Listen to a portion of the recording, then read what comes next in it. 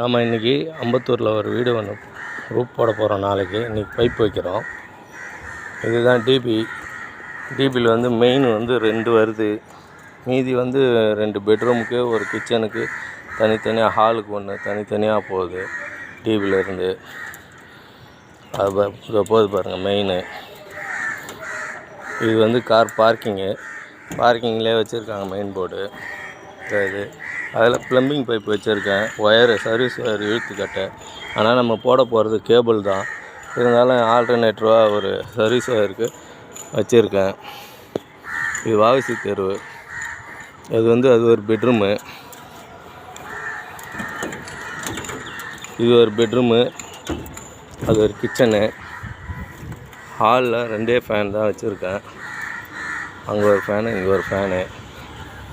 இது வந்து படிக்கட்டு இது அப்படியே மேலே ஏறி இப்படி வர்றது.